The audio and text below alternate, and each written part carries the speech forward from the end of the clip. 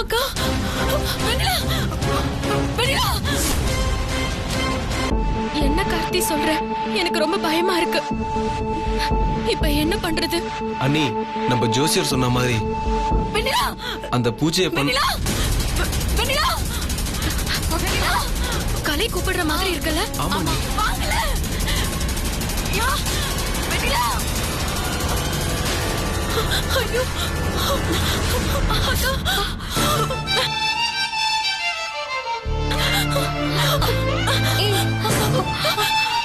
என்னாச்சு?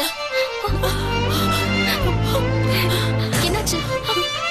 கலை, உனக்கு சரியாயிடுச்சு கலை. பாரு, நீ எந்திரிச்சிட்ட. எந்திரிச்சு நின்னுட்ட கலை.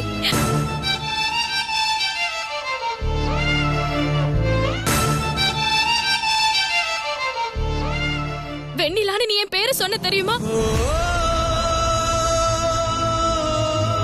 கார்த்திக், அண்ணி. கலை என் பேரை சொன்னால? ஆமா அண்ணி. நிக்கிறா பாரு, அவளுக்கு சரியாயிடுச்சு. கெட்டதுலயும் ஒரு நல்லது நடக்கும்னு சொல்வாங்க. அது நம்ம வீட்ல நடந்துருச்சு. என்ன தெரியுதா கலை? அனி, என்ன தெரியுதா அனி? அனி, நான் தான் அனி ஜனனி. அண்ணி, என்ன தெரியுதா நீ? நான் தான் கார்த்தி.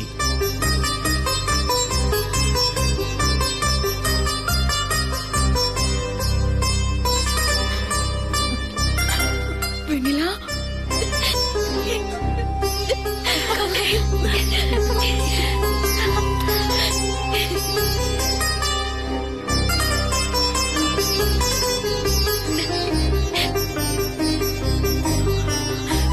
ஜனனி. கார்த்தி. ஆமா அண்ணி. கடவுளா பார்த்து உன் முந்தானையில தீ பிடிக்க வச்சு கலையை எந்திரிக்க வச்சுட்டாருன்னு நினைக்கிறேன். யாருக்கும் எந்த ஆபத்தும் வராம கடவுளா பார்த்து அதை சரி பண்ணிட்டாரு. இனிமே நீ எல்லார் மாதிரியும் நடக்க முடியும். எங்கள மாதிரி சாதாரணமா இருக்க முடியும். இனிமே சின்ன மாமா உன்னை ஒதுக்கி வைக்க மாட்டாரு.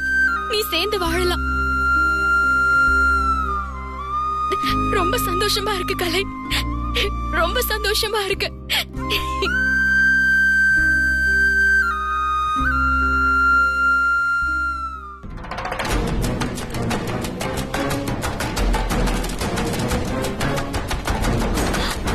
மா, மா, மா. பூங்கோத, என்னடி இது? ஏதோ பிள்ளையார் பிடிக்க போய் குரங்காயிடுச்சுன்னு சொல்லுவாங்க. அப்படி ஒரு பழமொழிய கேள்விப்பட்டிருக்கேன். ஆனா நம்ம விஷயத்துல அது நடந்துருச்சு பூங்கோத. ஏன் இப்படி எல்லாம் நடக்குது? எப்படியாவது அந்த செம்ரனை அபசகுணக்காரி, ராசி இல்லாதவான்னு ஒதுக்கி வைக்கணும்னு நினைச்சேன். அதுக்காக தான் இப்படி புடவையில தீ வைக்கணும்னு நினைச்சேன். ஆனா அவளுக்கு ஆபத்து வரும்னு பார்த்தா கடைசியில ஆபத்து நம்மள தேடி வந்திருக்கு. கலை எப்படி எந்திரிச்சா? எதெல்லாம் நடக்கவே நடக்காதுன்னு நினைச்சிட்டு இருந்தோமோ அதெல்லாம் நடந்திருக்கு. அத பார்த்ததுல இருந்து மனசுக்குள்ள பக்கு பக்குன்னு இருக்கு பூங்கோத. ஆமாமா, எனக்கு கொஞ்சம் பயமாதாமா இருக்க. கலைக்கு மட்டும் பழசெல்லாம் ஞாபகம் வந்துருச்சுன்னா பெரிய பிரச்சனையாயிடுமா? ஆனா அவ பேசுறாளா இல்லையான்னு எதுவுமே தெரியல. இருந்தாலும் கை கால் வந்து நடக்கிறவ பேச மாட்டான்னு என்னமா நிச்சயம்? மா, அவ மட்டும் பேசிட்டா என்னம்மா பண்றது?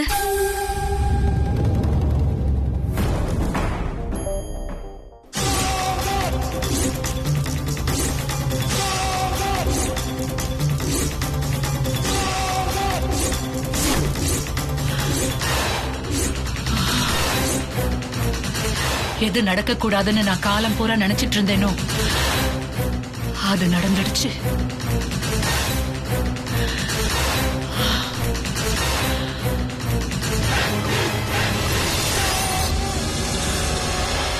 பூங்கோத, முட்டாளாயிட்டோம். நம்ம முட்டாளாயிட்டோண்டி. எப்படியாவது இதுல இருந்து தப்பிச்சாகணும். மா, இப்படி மட்டும் ஆகும்னு தெரிஞ்சிருந்தா நான் இத பண்ணிருக்கவே மாட்டேமா. அப்போ நம்ம எல்லாருமே கூண்டோட கைலாசம் தானா?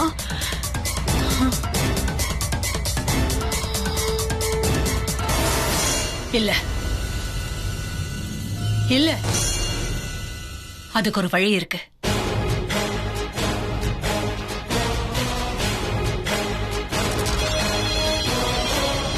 ஸ்வேதா மட்டும் முத்தரசனை கல்யாணம் பண்ணி அவனை அவளோட கட்டுப்பாட்டுல கொண்டு வந்துட்டா நடக்க போற அத்தனை பிரச்சனையையும் நாம ஊதி தள்ளிடலாம். அது நடக்கணும், அது நடந்தே தீரணும். அது நடந்தாதான் நாம எல்லா பிரச்சனைகள்ல இருந்தும் தப்பிக்க முடியும்.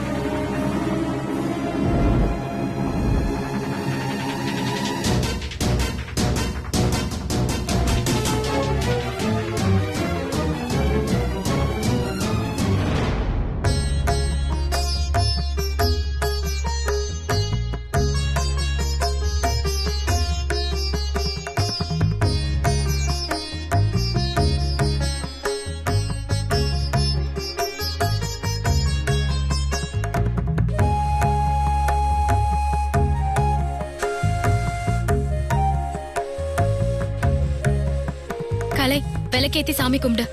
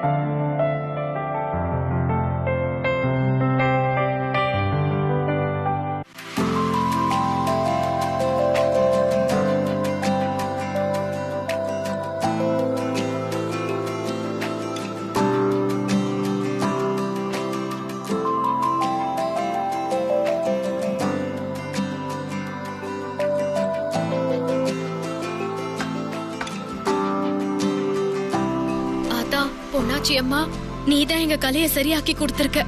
ரொம்ப நன்றி ஆத்தா.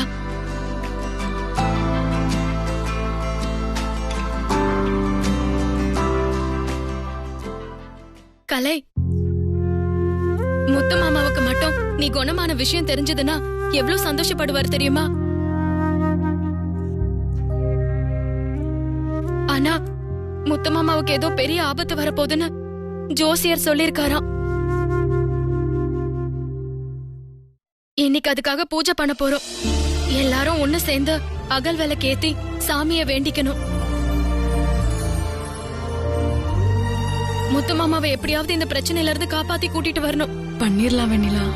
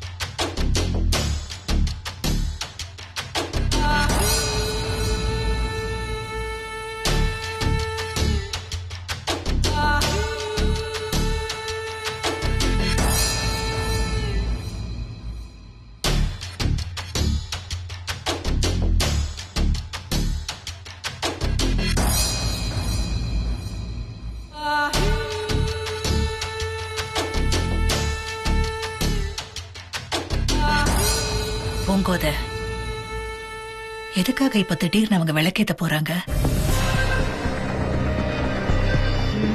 ஏதோ ஜோசியரை பார்த்தாங்களாம். முத்தரசனனுக்கு ஏதோ ஆபத்து இருக்கிறதா சொன்னாராம். அதுக்காக தான் இவங்க விளக்கேத்துறாங்க போலமா. அது கூட அரசல் புரசலா பேசும்போது கேட்டதுதான். முழுசா எதுவுமே ஒழுங்கா புரியலமா. எனக்கும் ஒன்னும் புரியலடி. ஆமா, இப்ப எதுக்கு இவங்க போய் ஜோசியரை பார்த்தாங்க? அப்போ முத்தரசன் எதுக்கு போயிருக்கான், எங்க போயிருக்கான்னு இவங்களுக்கு தெரியுமா என்ன? எனக்கு ஒண்ணும் புரியலையேம்மா. உனக்கு என்னைக்குதான் புரிஞ்சிருக்கு? மருது, என்ன மருது இது? எனக்கு ஒண்ணு புரியலமா. இப்ப எதுக்கு நீ டென்ஷன் ஆகுற?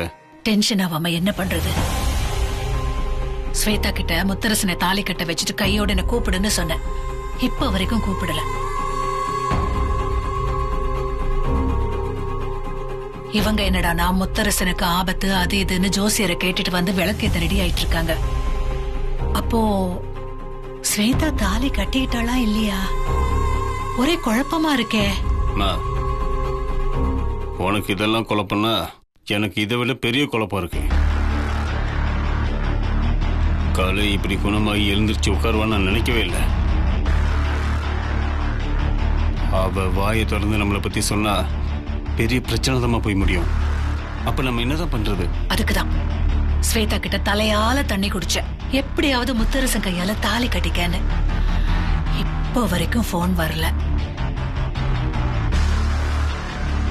அவ மட்டும் நான் சொன்ன மாதிரி பண்ணியிருந்தானா எந்த பிரச்சனையும் நமக்கு வராது. எல்லா குழப்பமும் அந்த ஒரு விஷயத்துல தீர்ந்துடும்.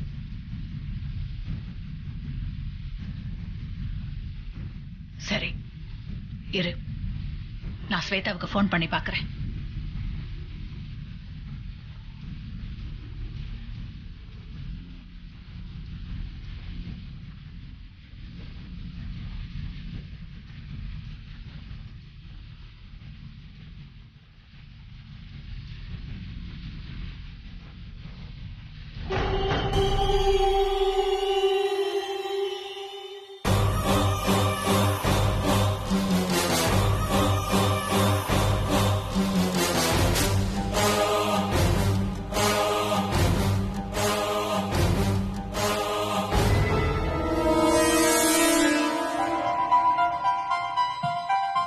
அத்தை சொல்லுங்க அத்தை. முத்தரசன் எங்க ஸ்வேதா? மாமா ரூம்ல நல்லா தூங்குறாரு அத்தை. என்னாச்சு ஸ்வேதா? முத்தரசன் உன் கழுத்துல தாலி கட்டிட்டானா? எல்லாம் நம்ம திட்டப்படி தானே நடக்குது. இல்ல அத்தை, அது சொதப்பிடுச்சு. ஏன், என்னாச்சு? மாமா தாலி கட்டுறதுக்கு ரெடியா தான் அத்தை வந்தாரு. கழுத்து வரைக்கும் கொண்டு வந்ததுக்கு அப்புறம் பார்த்தா திடீர்னு மாமா உடம்புக்குள்ள அந்த சித்ரா வந்து புகுந்துட்டா. போல போனவன் என்ன அடி அடின்னு அடிச்சு தாலியெல்லாம் தூக்கி வீசிட்டா அத்தை. அதுக்கப்புறம் நம்பூதிரி வந்துதான் அத்தை என்ன அவகிட்ட இருந்து காப்பாத்தினாரு. அவரை பார்த்ததுமே சித்ரா காணாம போயிட்டா. முத்தரச மாமா கையிலயும் மந்திரிச்ச ஒரு கயிறை கட்டி விட்டுருக்காரு. என்ன ஸ்வேதா சொல்ற? இதெல்லாம் கொஞ்சம் கூட எனக்கு நம்புற மாதிரியே தெரியலையே. ஒருவேளை முத்தரசன் வசியான மாதிரி சித்ரா அவனோட உடம்புக்குள்ள போன மாதிரி நடிக்கிறானோன்னு எனக்கு சந்தேகமா இருக்கு. சித்ரா போய் அவன் உடம்புக்குள்ள போவாளா? இது வரைக்கும் இது மாதிரி நடந்ததே இல்லையே. இல்ல அத்தை, அப்படியெல்லாம் இல்ல. எனக்கு மாமா மேல நம்பிக்கை இருக்கு. ஐயோ ஸ்வேதா, உன் நம்பிக்கை கொண்டு போய் குப்பையில போடு. அவங்கெல்லாம் பேசி வச்சுக்கிட்டு முத்தரசன் கிருஷ்ணனை கண்டுபிடிச்சு உன்னையும் ஏமாத்தி கூட்டிட்டு வந்து உன் கழுத்துல கிருஷ்ணனை தாலி கட்ட வைக்கிறதுக்கு பிளான் பண்றாங்கன்னு நினைக்கிறேன். ஐயோ இல்ல அத்தை, அப்படியெல்லாம் இருக்காது. என்ன ஸ்வேதா? இல்ல அத்தை, இந்த விஷயத்துல நான் ரொம்ப உறுதியா இருக்கேன். மாமா வசியம் ஆயிருந்தாலும் சரி, நீங்க சொல்ற மாதிரி வசியம் ஆகாம இருந்தாலும் சரி, அவர் கையால என் கழுத்துல தாலி கட்ட வைப்ப அத்தை. அதை எப்படி நடத்தி காட்டணும்னு எனக்கு தெரியும். நீங்க நீங்க வந்து ரொம்ப யோசிக்க வேண்டாம், நான் பாத்துக்கிறேன் அத்தை. ஆமா, அங்க என்ன நடந்துட்டு இருக்கு? என்னன்னு சொல்றது, நிலைமை ரொம்ப மோசமா போயிடுச்சு. ஏன்? அந்த கலை இத்தனை நாள் வீல் சேர்ல உட்கார்ந்துட்டு இருக்காளேன்னு சந்தோஷப்பட்டேன். இப்ப அவ திடீர்னு ஒரே நாள்ல பழைய நிலைமைக்கு வந்துட்டா. அவளால நிக்க நடக்க எல்லாமே முடியும். என்னத்த சொல்றீங்க? இதெல்லாம் பார்த்தும் நீங்க சும்மா இருக்கீங்களா? அவளை விட்டு வச்சா ஏகப்பட்ட பிரச்சனை வரும். அவ வாய் திறந்த எல்லாருமே மாட்டிப்போம் அத்தை. இல்ல இல்ல, இன்னும் அவளுக்கு பழைய நினைவெல்லாம் திரும்பலன்னு தான் நினைக்கிறேன். சரி, அதை விடு, அதெல்லாம் அப்புறம் பாத்துக்கலாம். நீ உன் விஷயத்த வெற்றிகரமா முடிச்சிட்டு வா.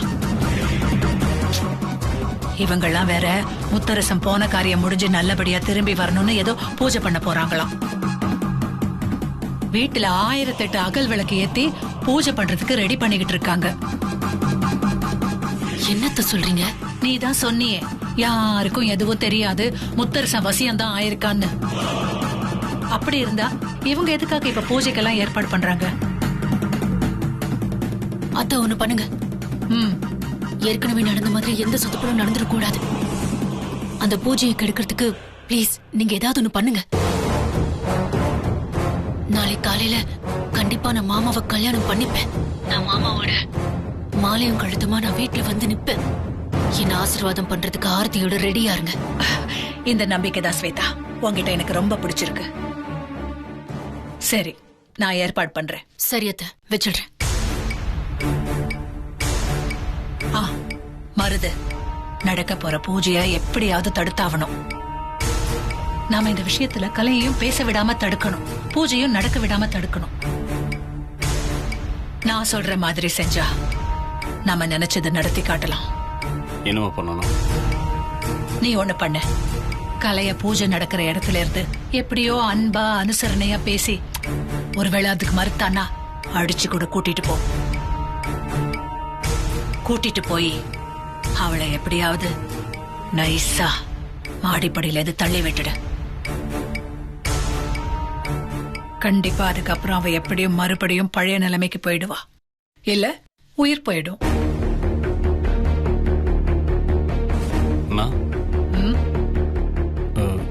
நான் தள்ளிவிட்டா எல்லாருக்கும் சந்தேகம் வந்துடாதா? ஏன் சந்தேகம் வரப்போகுது? கேட்டா கலை முடியாம இருந்தால, அதனால சரியா நடந்து வர முடியாம தவறி விழுந்துட்டான்னு சொல்லு. போய் சொல்றதுக்கு நமக்கு சொல்லியா தரணும்?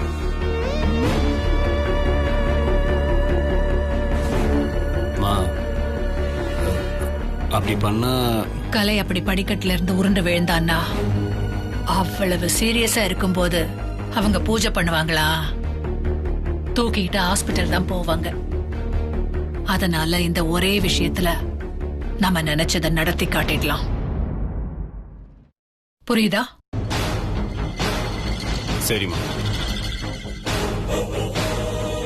அப்படி மட்டும் நீ செஞ்சிட்டேன்னா அடுத்த முகூர்த்தத்திலேயே உனக்கு கல்யாணம் பண்ணிடுறேம்மா. சரிம்மா, நான் பாத்துக்கிறேன்.